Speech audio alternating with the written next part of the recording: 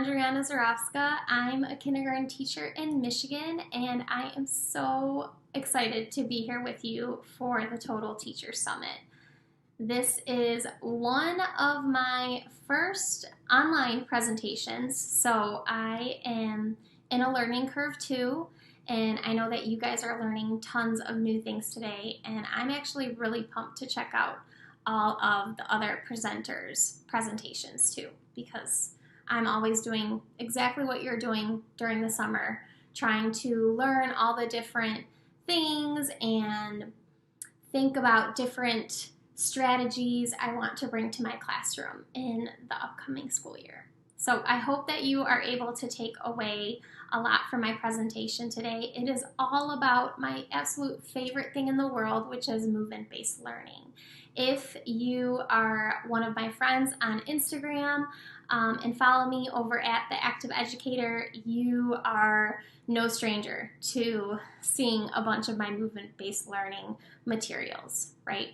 So this is called Get a Move On, the Value of Movement-Based Learning. So let's go ahead and get right into it.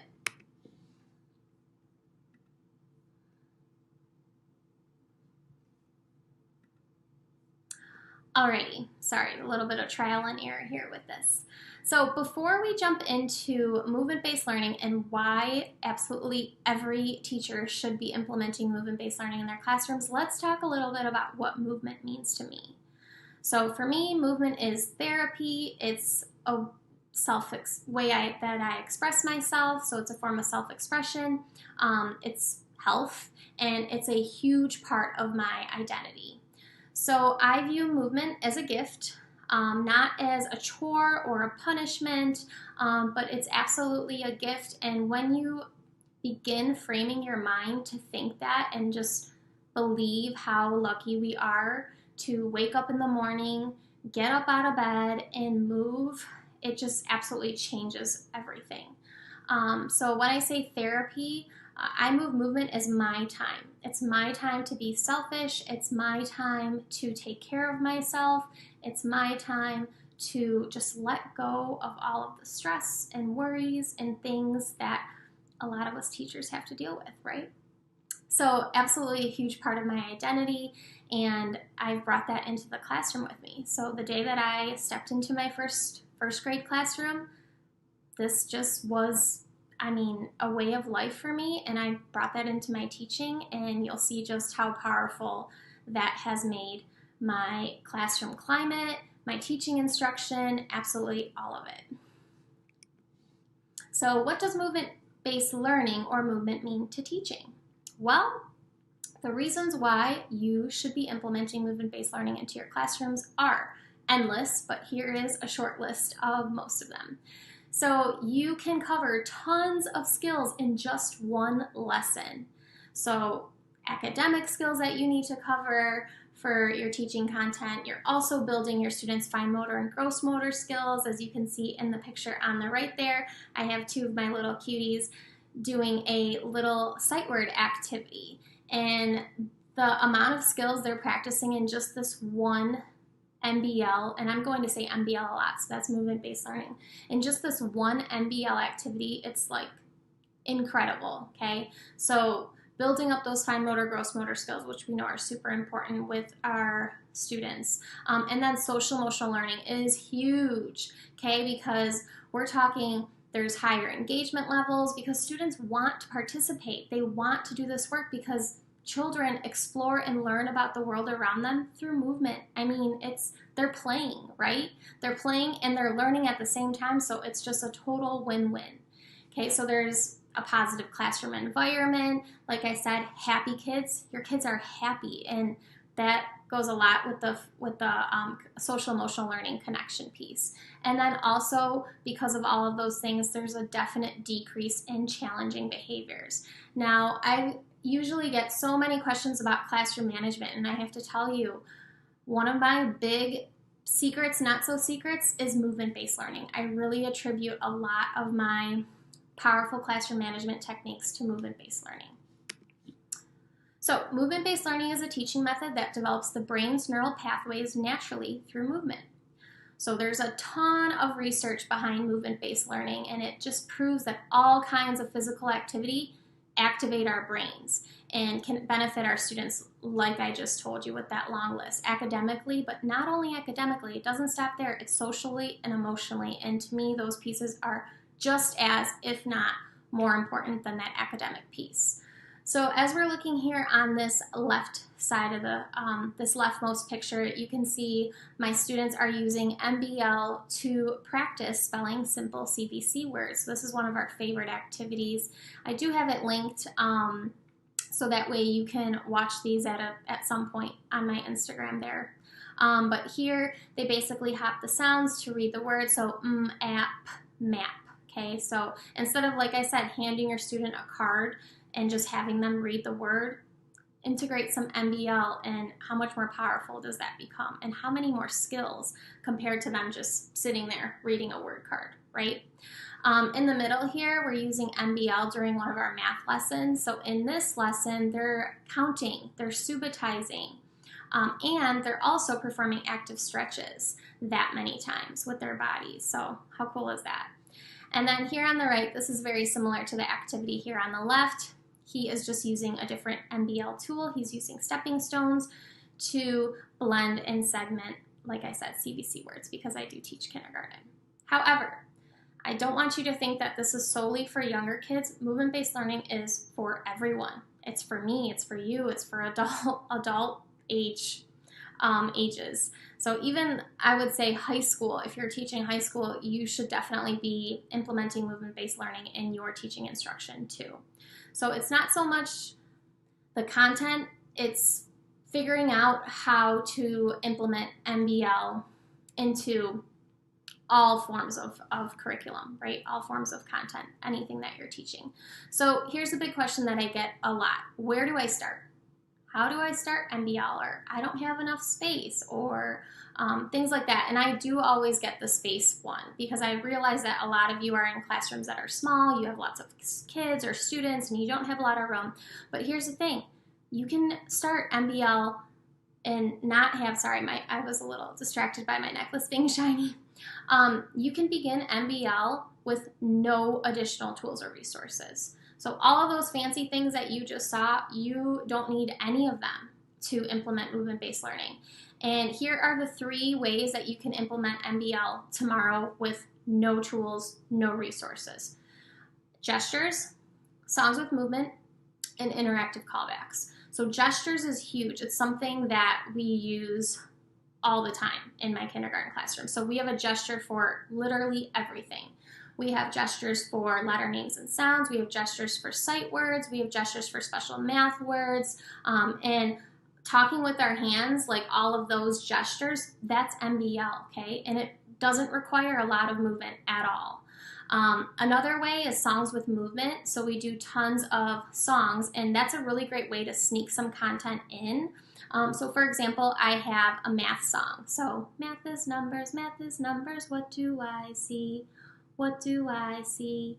What do I see? Oh, math is numbers, what do I see? Let's subitize.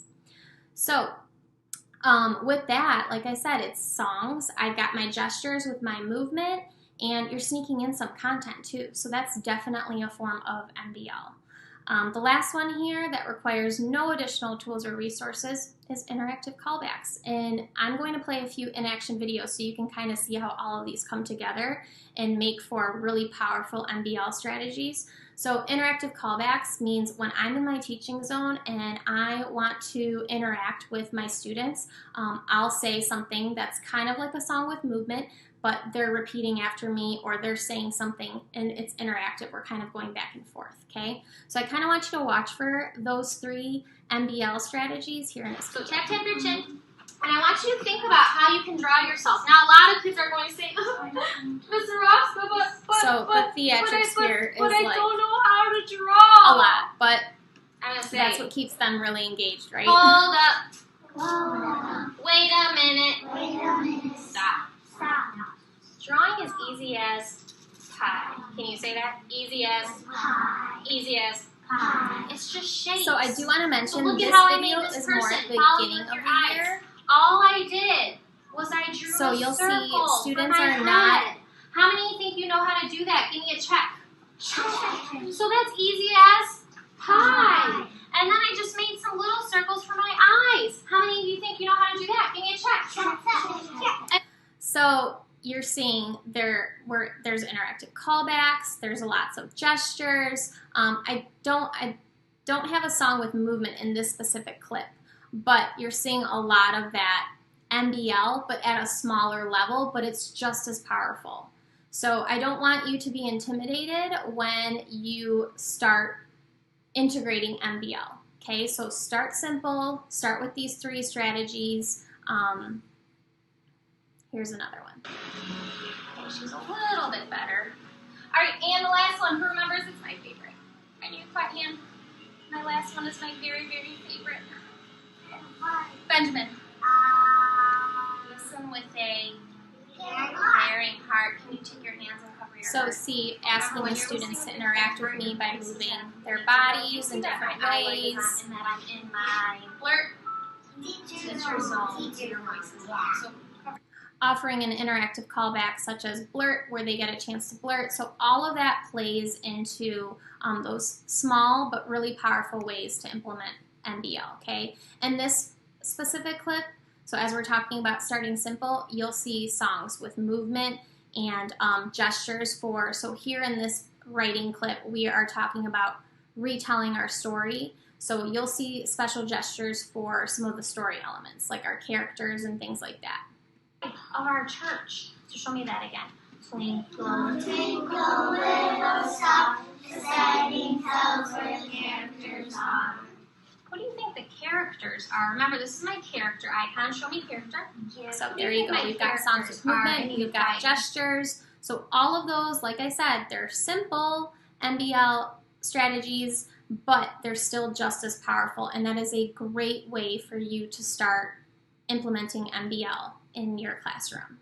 So as you warm up and you're using those 3 strategies, so gestures, songs with movement, interactive callbacks, and you're getting really comfortable and you feel like your students are responding and they can handle more, that's when you can start to move to bringing in additional tools and resources. And this is, because I don't want to say that those more small scale MBL strategies are not fun, because they're just as fun, but this is just like, I mean, your students will just light up once you bring these, like, because you know, anything different, anything extra, anything special, it gets their attention and it hooks them and they just want more. So now we're just going to talk about lesson planning for MBL. So you definitely want to plan ahead to lead with confidence. I know for me, I have been doing and integrating movement-based learning into my lessons for so long that I can kind of wing it per se, but I do get messages from some of my teacher friends who will say like, oh my gosh, like I tried to do this and it kind of blew up. I kind of tried to just like throw this together. So you definitely need to, when you sit down and you're planning ahead and you're looking at your plans for the next week, you want to start simple, first of all. And then once you've started simple and you're, like I said, you're really good with those 3 simple MBL strategies, you can start, like I said, bringing in some additional tools, but then also make sure that you're looking at your lessons and you're looking at which lessons tend to be challenging for students, okay? Because that might be an area where you want to incorporate some MBL, because it's going to help your students with that challenging content and breaking it down and making it just a little bit more light and I want to say just lighthearted, right? So like for example, I have this video here of we were starting our addition unit, okay? And that can be challenging for kindergarten age students. So what I did was I incorporated an MBL activity. We had some hurdles, some magnets, so students had to come up and figure out, I would just create the parts there, and they had to figure out the total or the sum, right? So they had to find the number, and they jump over the hurdles and smack it onto the total there. So I'm gonna play this here for you. It's a double, my favorite. Oh, wait. My favorite kind. Oh,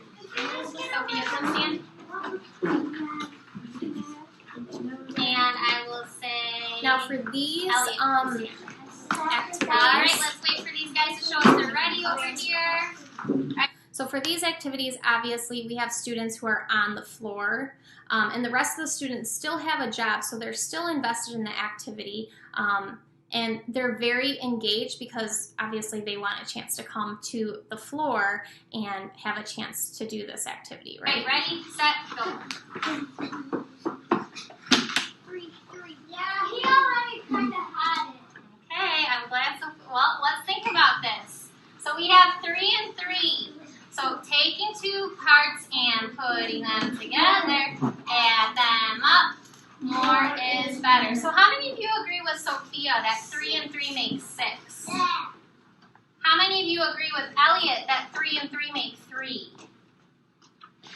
Who can talk to Elliot about his answer? Okay, so this is super powerful because you are seeing all of the pieces of MBL kind of come together here. And we see that, I mean, you've seen already that I'm still using some of those simple MBL strategies, like you saw songs with movement there, you saw gestures there. So I'm still using those things, but then I'm also including, like we mentioned, additional resources and tools to make this just even more engaging, even more fun for the students, and I'm lightening up that challenging, content like I talked to you about. So this is something that is challenging for my students, addition.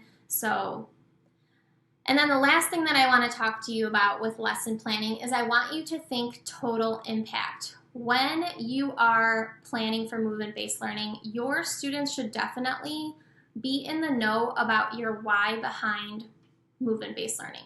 Why is this important? Why are we moving as we're learning?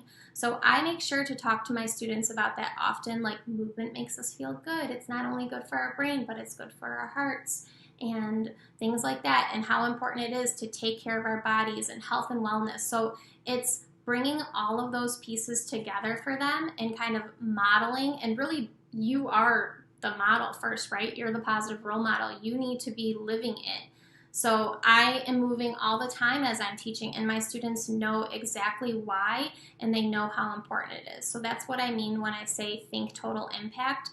Movement-based learning isn't just covering your academics, it's covering everything. It's covering social emotional learning, it's covering your classroom climate and community. It is everything, okay? So I really want to drive that point home. So favorite MBL tools, I'm super pumped to share these with you. So on any given day, if you walk into our classroom, we've got hula hoops, we've got cones, and we have sandbags. I would say those are my top 3, but I have a lot more. So basically, here's what I want to mention here. Do not buy these things, okay? Here's why. You could go down to your gymnasium, you could go down to your music classroom. We borrow things from both of those places all the time. I have purchased myself, well, now that I've acquired a lot of MBL tools, I guess I do have a good amount, but a lot of these big pieces, it's really nice to not buy them because then you have to store them. So, you know, when I have my plan book out and I'm planning for upcoming lessons for the week, I just make sure to email my gym teacher, my music teacher, whatever resources I need to kind of ask and make sure, hey, I need this for for this date, for this time, can we have it, things like that. I do have a top 8 MBL tools freebie for you. If you click on the link below this presentation, you'll be able to download my free top 8 MBL tools list. This list does also come with ideas for use for each MBL tool. So for example, I kind of give you some ideas for using hula hoops, for using cones, for using sandbags, for using magnets, floor mats. I've got mini scooters on there, trying to think what else, rings and rhythm sticks. Okay, so there's a complete list, and I don't want you to think this is just specific to younger students. You can use these tools for all students, okay? And I kind of give you a bunch of ideas in this freebie. So make sure that you click the link and download that for yourself. Oh, there we go. Alrighty, so thank you so much. I really appreciate you guys taking the time, like I said, to be here. I know it's your summer, but I also know the reality, we're all teachers, and even though it's summer, that doesn't mean we've shut off. We're very much still teaching and learning and all of those good things. So I hope that you enjoyed this presentation on movement-based learning. I hope you were able to take away a lot from it and things that you see as being easy steps to implementing movement-based learning in your classroom. If you have any questions at all for me, you can definitely email me. My email is right here, or you can always reach out and send me a message on Instagram. And all of my social will be linked below, as well as in my freebie resource. At the bottom here, you'll see MBL resources you'll love. So a lot of my TPT products. So I am a teacher author, and I do create lots of resources surrounding movement-based learning, of course. So those are some resources that you'll love, and my TPT shop is just called The Active Educator. So if you want to check that out and follow me there for lots of MBL tools. All right, guys, thank you so much again, and I will talk to you soon. Bye.